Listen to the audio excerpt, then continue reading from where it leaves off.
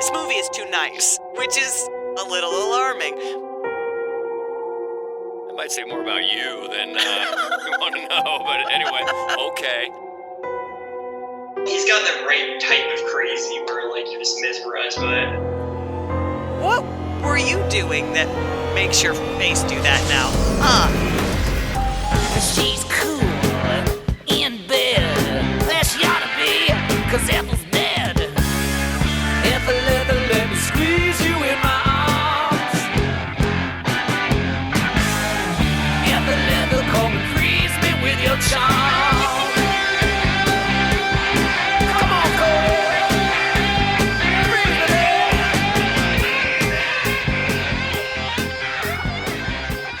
me. You know, when the opening theme song is Cold Ethel, we're going to go to some dark, dark places. Thanks to Tom Howard, by the way, for the song recommendation this week. Works perfectly for what we're talking about. Welcome.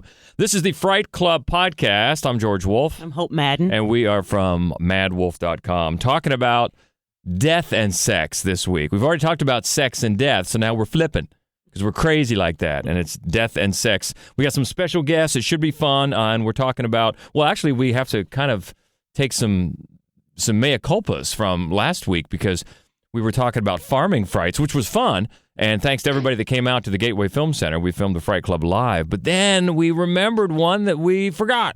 Yeah, and it's funny, nobody pointed this out. It just occurred to me sitting in our house. I thought, we didn't include the witch. Now, that's a working farm. And well, it doesn't work very well. No, it doesn't. No, they are trying. They're trying really hard, and that would have been the best movie on the list. So, oh, for sure. But yeah. We've talked about it so often. Maybe it was a good way to work something else in there. By the way, Witch fans, if you don't know, the actor that plays the dad from The Witch pops up in a movie came out a couple of weeks ago called The Hurricane Heist, which it's a stupid movie, but it's a lot of fun. And the actor Ralph Ineson, I think is his name, just chews all sorts of scenery. He has the best voice. He's got the coolest voice. He does, and it's glorious. So it's a lot of fun for a stupid movie. That's The Hurricane Heist. All right, so we talked about farming frights. We forgot the witch. Sorry about that. But now we're on to death and sex. It was it was just a few weeks ago we talked about sex and death. Yeah, it was Valentine's Day. It was the... Well, of course it was. So first off, then what are the differences? What differentiates this countdown from the last one? So sex and death, we wanted to be really specific because basically, you know, sex plus death, that could be almost any horror movie ever made. So we were zeroing in on movies where very specifically, literally, you know, the act of sex leads to death. So not like Halloween where, you know, they're going to die because they just had sex, but like It Follows where it's a curse that you get because you just had sex. So we were very specific about that for that podcast. And then maybe this was a bad idea, but I just wanted to do one where somebody was dead first and then the sex happened. That might say more about you than we want to know, but anyway, okay. And it was one of those lists that was less fun to narrow down than some others have been, to be honest with you, because there are so many. So we didn't go with just straight, you know, necromancy, although there is a lot of that on here. But there are some of those that just make you really hate yourself. Dead Girl, Headless. And, of course, Serbian Film. So these are movies that you watch and think, you know, it's like if I could shower on the inside, if there was some way to clean my soul afterwards. Scrub my eyeballs. Yeah, exactly. But there are some on here that are pretty fun, actually. Okay. And and this is why we enlisted the help of the B-Movie Bros. Yes, welcome in. It's our latest bro down. It's Paul and Corey from the B-Movie Bros. Welcome, guys. Thanks for having us, Smith.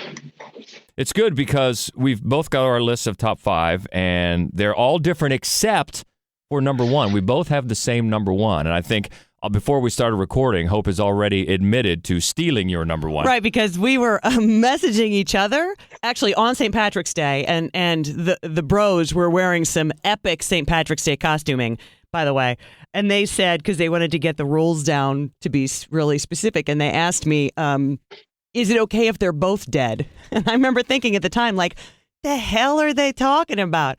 So anyway, I hadn't thought of that first. And so then, which is to say, I'm just admitting to anybody listening, I stole from their list because I hadn't thought of it, because it hadn't occurred to me about that one little rule. So And apologies. as soon as Paul told me the topic, that was the first movie that I thought of. And even he was like, "Yeah, we need to chill on that." Yeah. Well, remember, it's not stealing; it's creative license. That's how what we're going to call it. So, but We're sharing custody of number one today. That's right. There you go. Intellectual property. So that's going to have to wait a while because we got to count down first. And like I said, we each have a top 5. So why don't we start with you guys, the B Movie Bros list, number 5 in Death and Sex. What do you got? But before we start with our number 5, can I give an honorable mention just to kind of bridge your frightful farming to this? Absolutely. So I just want to give an honorable mention to one of the films we first watched, to start doing our stuff, Splatter Farm by the Polonia brothers. Because the killer in that, Jeremy, kills people and then uses the body parts to get himself off. Charming. It all takes place on a farm. And it does take place on a working farm where he does all the work. Nice. So- Nice bridge. Nice segue.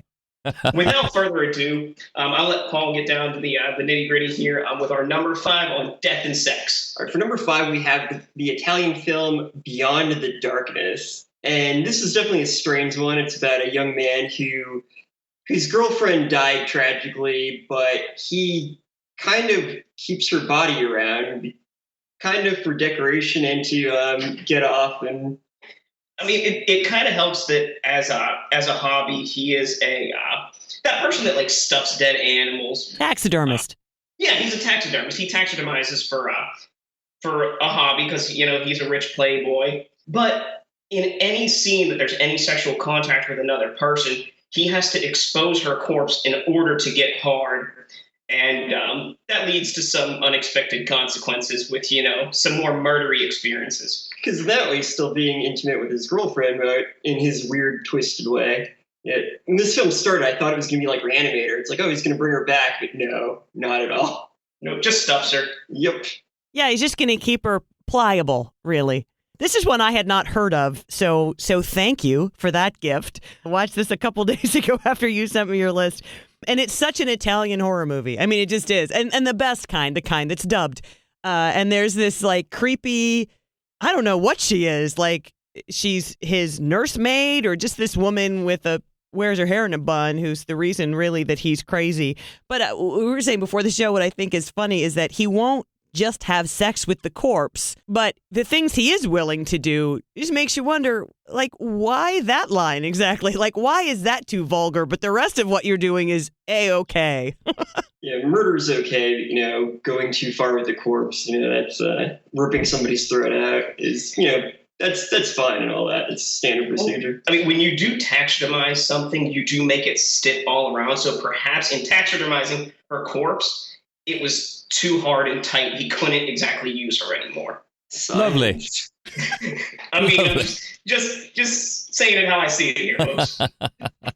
Understood. All right. So Beyond the Darkness, B-Movie Bros, number 5. And ours goes back to 1990. It's the story of Howard, a shy morgue worker falling in love with a girl who ends up in the morgue, but he doesn't let that stop him. Living doll. She's dead. Nothing you can do will bring her back. But Howard is in love. Christine. And when a guy's in love, the thing he wants most is to be with his girl. Nothing's gonna come between us, Christine. Do you have a girl in there? No. I heard voices. That was me. Love usually ends when death do us part.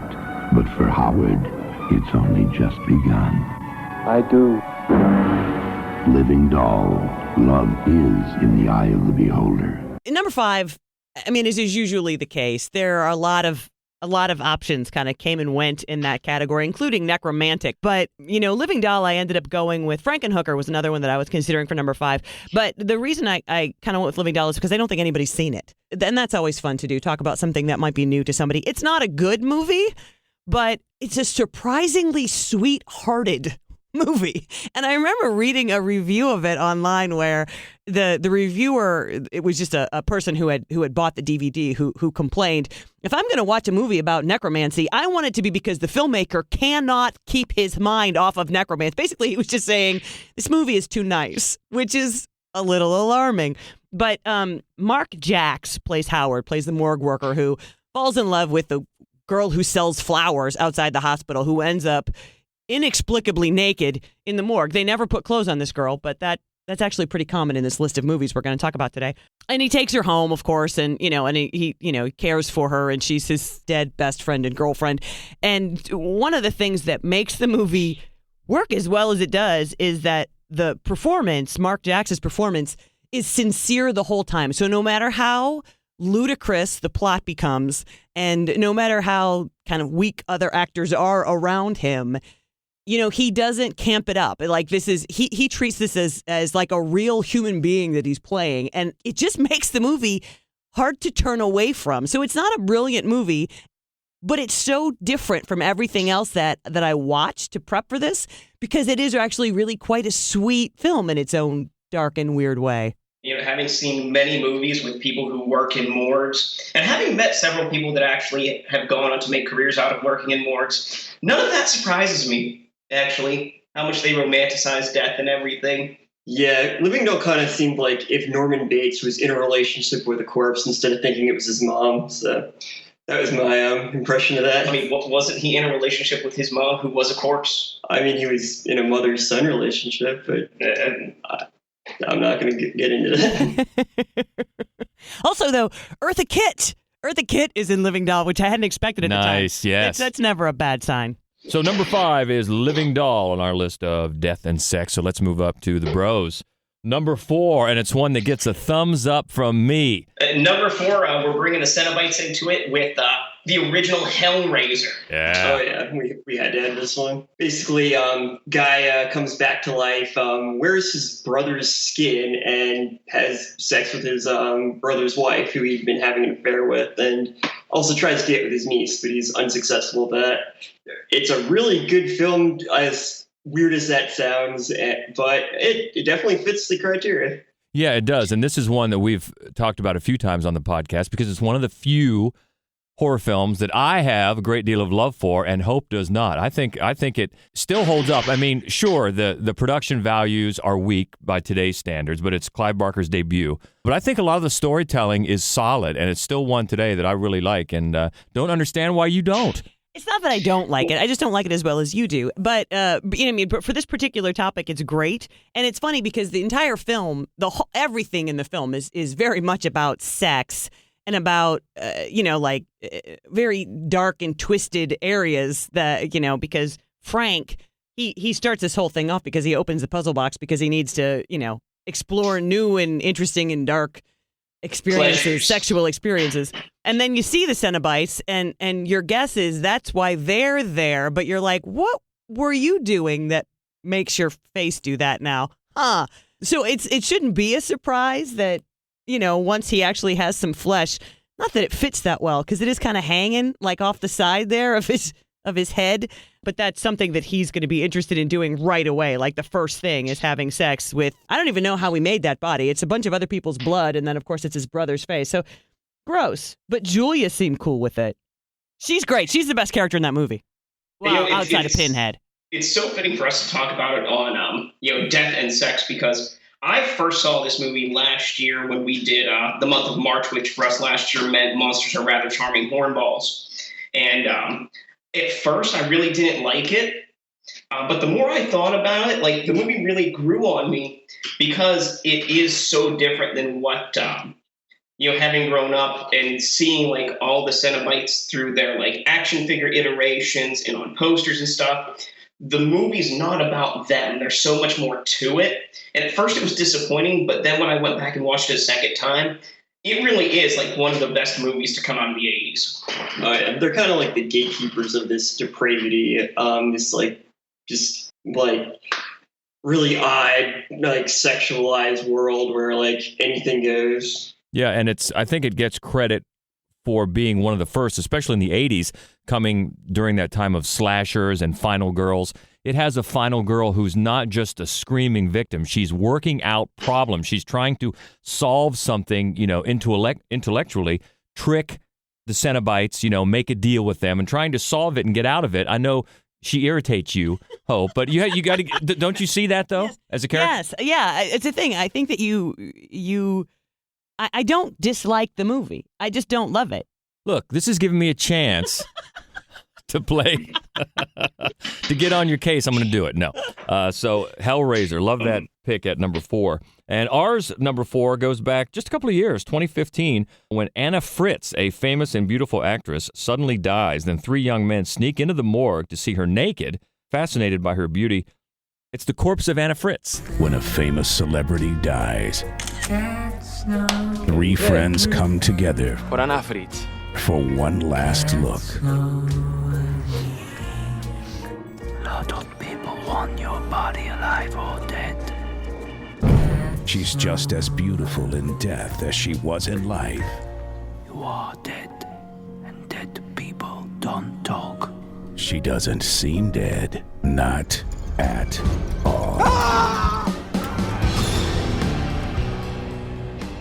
I reviewed this for the London Film Festival, or the Fear Fest, one of the horror film festivals out of London. We used to write for a website based in London called Screen Relish, and Craig would let us review basically any of the horror films that we wanted. So he sent us a list, and I saw this title on the list, and I said no, because I didn't really want to watch this. Because again, so I've mentioned the film Dead Girl a couple times, and I hate that movie so much. There's something about that I don't want to have to watch. So I actually watched, it took me 3 times to get all the way through the movie Dead Girl, which is about, juvenile delinquents who come across a zombie, basically, a naked woman chained up in the basement of a derelict building, and just do what juvenile delinquents do. I hate it. I mean, it's well written and the performances are good, so I did make myself sit all the way through it, because I kept thinking to myself, maybe this is going to be like The Woman, where you think it's doing one thing, but it's really not, and it's going to subvert your expectations at the end and be brilliant, like The Woman. Dead Girl is not The Woman. The end is as I hate it. So it took me a while to decide that I was going to watch The Corpse of Anna Fritz, because I was afraid it was going to be just like that. While certainly it's troubling, it winds up being a really clever and very short. So it's like 75 minutes long, like a really brisk move through sort of some similar themes as Dead Girl, but smarter and more satisfying and less. Again, you feel less like you've just given yourself some sort of a stomach ailment from having watched it. Yeah, watching Dead Girl just makes you feel like a bad person the whole time through, whereas this one only makes you feel bad at the beginning of it, and then it gets a bit better. Yeah, it's certainly not as satisfying toward the end as The Woman is, but it starts to go in that direction where there's, shall we say, comeuppance involved. Yeah, and I mean, I think the performances are very solid all the way around. It's clever, and the thing is that it's believable in a very ugly sort of way, which I think in a lot of cases, a lot of times these sort of sex with a corpse movies, they're really not. You're like, gross, nobody's going to do that. And this makes it seem, you buy that it's going to happen, particularly because of her celebrity status. So it's unseemly, but not in a way that seems incredibly vulgar. But again, just because of the way it ends, it makes you seem like you're less of a bad person for having watched it. Plus, in both films, there's a guy who's not really cool with what's going on, but in Dead Girl, the guy just kind of stands there, and then, he turns out to be a scumbag in the very end. But in this one, he legitimately tries to do the right thing. Yeah, that's right. So that's our number 4, Death and Sex Countdown, The Corpse of Anna Fritz from 2015. So we're moving up to number 3. Let's go to the bros. So for number 3, we have the all-time classic of Reanimated. Now, I mean, a lot of people know this. If you don't, it's the story of Jeffrey Combs as Dr. Herbert West, reanimating corpses for the greater good of himself and his ego. But he ends up killing and reanimating his college professor, who then kidnaps his roommate's girlfriend and tries to, after being decapitated, his body holds his head and tries to orally rape the young Barbara Crampton, the all-time great Barbara Crampton, who's the dean's daughter, who is also dead and reanimated because Reanimator, we reanimate things. And then at the very end of the film, now this is actually a deleted scene which is included on the Bride of Reanimator special edition DVD that I have, but at the very end, Herbert West's roommate does reanimate Barbara Crampton, because he likes having sex with her so much. So there is sort of like, it is and not, but at the same time, yeah, necrophilia is definitely a theme here. Oh yeah, plus like Dr. Carl Hill, played by like David Gale. I don't think anybody could have pulled that role off as well as David Gale. He's got the right type of crazy where like you're just mesmerized by it. Yeah, he's great. Of course, Herbert West. Oh my God, one of the all-time greatest, and maybe, one of the very best like mad scientists in horror movies. But yeah, David Gale, he's got that, pompous air about him that makes it very believable that even in death, I feel like I'm going to have sex with this person.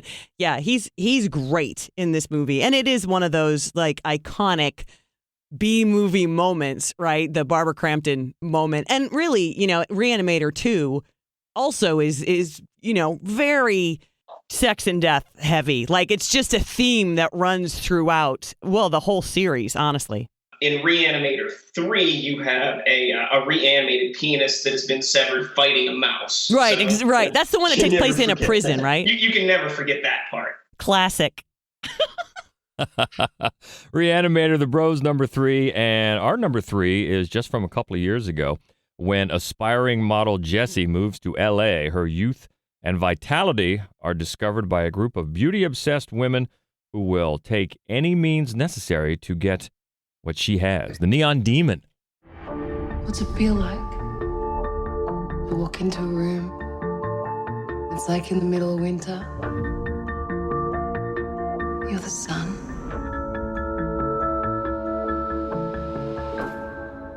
It's everything. You know what my mother used to call me? Dangerous. You're a dangerous girl. I am dangerous. So this is one, the whole film is certainly not about necrophilia by any stretch. There's just really one scene. And the same thing with our number 2. And for me, a lot of times, necrophilia is tough to pull off for an entire film. Like, it just really weighs you down. But when you just toss it in randomly into a horror film that's about other things, it gives it a little pop. And in this case, it's Ruby, played by Jenna Malone. And she's one of the really sort of coven that is covetous of Elle Fanning's gifts. And the movie itself, A Neon Demon, we were disappointed in because we love Nicholas Winding Refn, the writer-director. Of course, he did Bronson. He did Drive, which is amazing. He did God Forgives, which I think George and I might be the only people who liked. But we were really excited for him to do an outright horror film. And we were kind of disappointed in this, mainly, I think, just because he was the one who made it, because it's not in any way original, right? It's the look of it and the whole storyline. It all feels very borrowed, slick and well put together and well acted, but not particularly original. So aside from the fact that Keanu Reeves does a good job in this, which was shocking, he's great in this movie. I think we were kind of disappointed in it. But the scene where Ruby, who does makeup for like corpses for a mortuary, she's so taken with Elle Fanning's character that there's a beautiful blonde corpse, as I'm sure happens a lot in this particular neighborhood in LA, that she just kind of goes to town on this corpse. The whole film has got a lot of specifically unsettling moments, but this one, it felt like it was a natural progression for this character, and at the same time, you just were like, what the hell am I watching right now? Oh yeah, I rented that movie a while back, and I just remember thinking throughout it, like, what is going on? There's flashing lights and all this, and like raves, and I don't even know. And then like that scene happens. I'm like, oh well, of course, why not? Like, it just reminds me of this movie that starred Wednesday Addams as a corpse, and she was naked the whole movie. Afterlife, yeah, with Liam Neeson, and yeah, with Qui-Gon Jinn, and the whole time, like, she's thinking that he's going to do something bad to her, and surprisingly, like, there is no necrophilia in that movie to my remembrance, but. Yeah, just made me think of the same thing. Absolutely. Sorry. So the Neon Demon, our number 3 from 2016, and yeah, it's one that, as you said, we liked that director very much, and it has its trademarks. It's very colorful. And, the way it moves, he loves to just bathe everything in color. So it looks great. We both kind of thought the story was a little derivative for him. But a lot of people love it. And it certainly fits the bill for this countdown. Moving up to number 2, Death and Sex list. Let's go to the bros. What you got for number 2? Frankenhooker. This was pretty much what you'd expect. A mad scientist's girlfriend dies, so he decides to reconstruct her. She doesn't just die. She gets chopped up by an automated lawnmower. Yeah, worst birthday party ever. Right. But yeah, he decides that he's looking for a new body for her, and through a terrible accident involving exploding hookers, gets a bunch of assorted parts, and does the whole Frankenstein thing.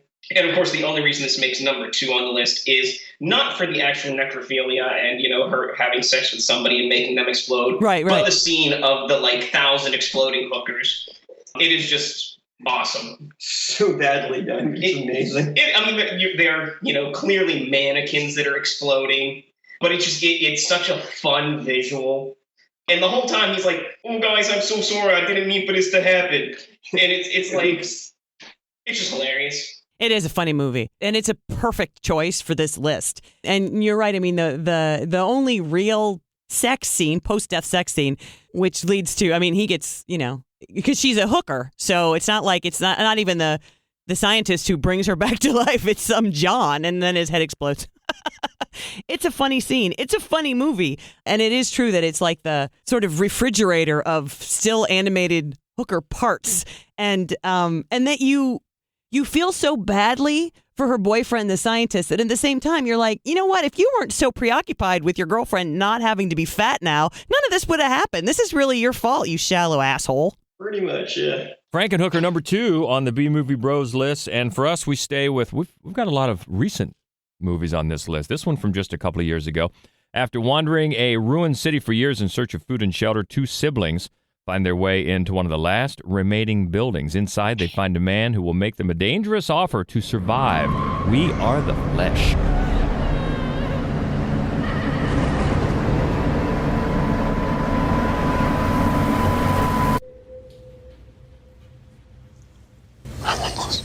So this is one, it's a super weird movie, and it's like a lot of the other films, Hellraiser, for example. The whole movie is about sex. So it shouldn't come as a surprise. Again, like Neon Demon, this made the list because of one scene. And it's one of those, it shouldn't have been a surprise after what we had already seen for the previous hour, but it always is kind of a surprise when somebody mounts a dead man. It's just an alarming movie. It's really well made.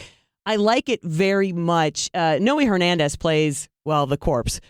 He's not dead the whole time. And he's amazing. His performance is and just his face. Yeah, he's great. And then the 2 young kids are very good as well. And the whole movie winds up being kind of a parable about really overpopulation and the plight of the youth in Mexico City. And that being the case, we are what we are, which is kind of the same basic concept. Disposable nature of a population. Right. Yeah. But it's a much stronger film. We Are What We Are. The original. Both of them actually are very good. But I like this movie anyway, even though it's so vulgar. It's just one of those, oh, we're going there. That should be a whole category of movie. Yeah, it reminds me in some ways, including the performance, Noe Hernandez you just talked about, with Baskin. I can see that. Yeah, the way it looks, it has that performance that kind of anchors the entire film. Yes, I can definitely see that. And where it's clear that after a time, it's clear that this is kind of a hellscape that isn't real, right? And which is the truth. So it's got that kind of surreal quality about it. In this case, it takes a kind of a post-apocalyptic view of things, but it just, the longer you're in it, the weirder it gets. And that moment where Fauna mounts dead Noe Hernandez's body is a turning point in the film, which I don't think I even realized at first, because everything about the movie is so bizarre and lurid that you're just, at the time, you're like, okay, then. But things just take a downhill turn after that, and it gets even more and more bizarre. But it doesn't feel strictly exploitative. It's incredibly well done. You just can't believe what you're watching. See, we started watching it, and we got to the part where there was incest, and I was just like, I'm just striking this from my list right now. Yeah, it was definitely a surreal experience. I kept thinking, this is what if Lars von Trier decided he was going to make a movie about incest, necrophilia, and other stuff, this is what it would be. But hey, at least we got a pretty awesome drum solo from Hernandez several times. Oh yeah, that was pretty Yeah, rare. he's just mesmerizing the entire time. You just can't, right away, oh, this guy's not going to be good, but you just can't really take your eyes off him. He just owns it. That's what made me think of the guy in Baskin. Right. Yeah. And Fauna couldn't take her eyes off him either.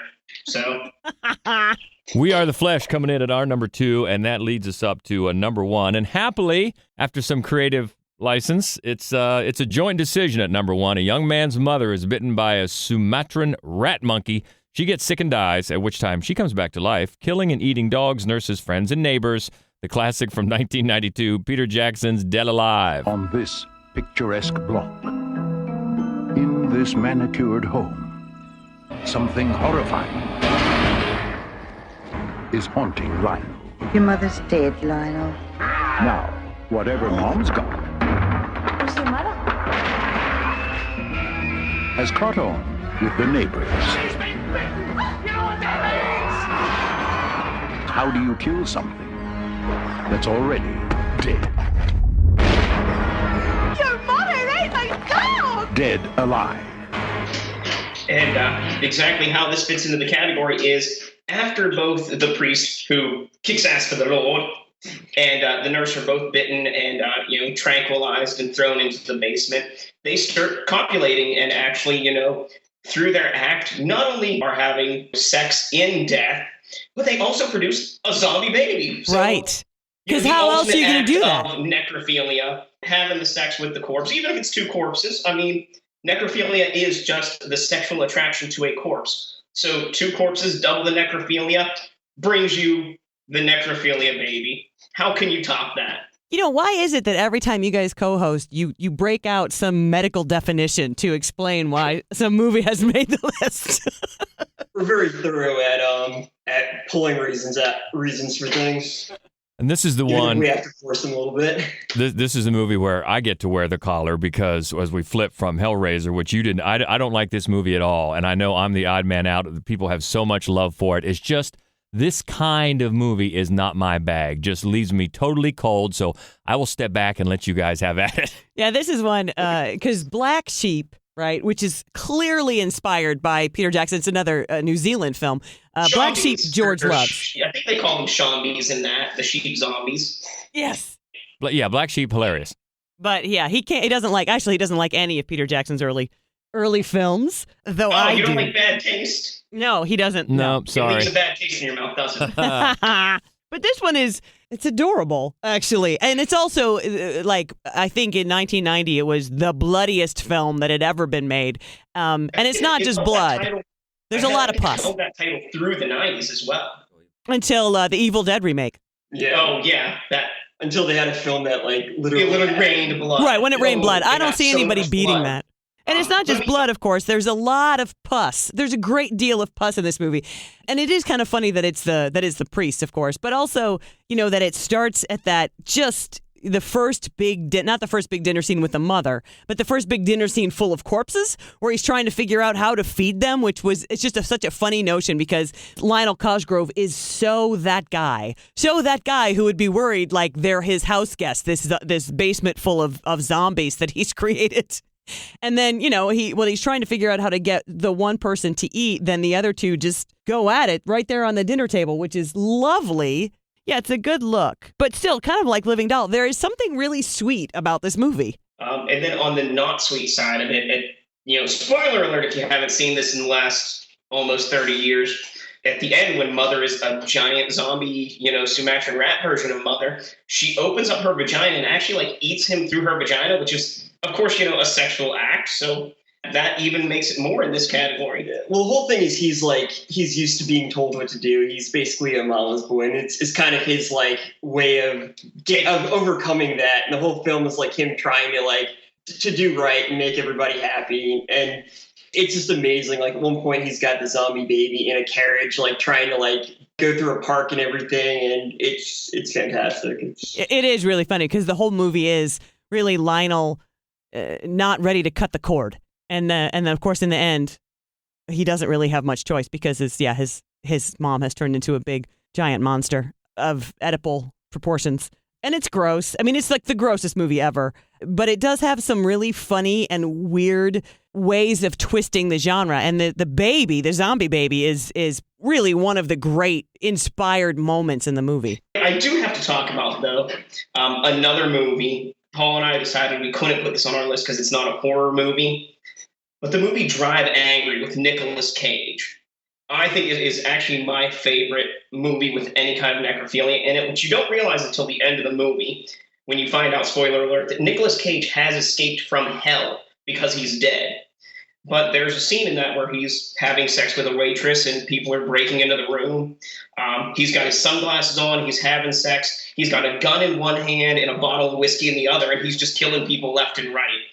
And well, that's how Nicolas Cage gets it done. Exactly, but that is my favorite necrophilia scene of all times. All right, so there you have it, our favorite 8 or 10 or so odd movies in the death and sex category with the B-Movie Bros co-hosting. So what do we leave out? Let us know. You can jump at us. You can reach out to us on Twitter at MaddWolf, MaddWolf. And where can we hit you guys up on social media? You can find us on Twitter at bmoviebros or on my personal Twitter at bmoviepaul. We've also got our website, bmoviebros.com, or you can find us on Facebook at Facebook-bmoviebros. All right, good stuff. And we look forward to our next edition of Fright Club Live. We invite you, if you're in the Columbus, Ohio area, to join us at the Gateway Film Center right there on High Street. It's going to be Wednesday, April 11th, and man, we're going to show a great one. We're going to show Eyes of My Mother. So excited to get a chance to watch this on the big screen again. Just a beautiful, beautiful film, and we're going to do a podcast on mothers and daughters. All right, so we look forward to that. You can always find us on Instagram and Facebook. We're at Mad Wolf Columbus, and our main website is maddwolf.com, where you can also find our other podcasts where we just review all the new movie releases every week in theaters and on home video, and that is The Screening Room. You can find that wherever you listen to podcasts. So until then, get a hold of us if you can. B-Movie Bros, we thank you so much. This was a lot of fun. Little bro down. Thanks for having us on. We always love coming up. Appreciate that. And until next time, I'm George Wolf. I'm Hope Madden. And this is the Fright Club Podcast. Stay frightful, my friends. Go,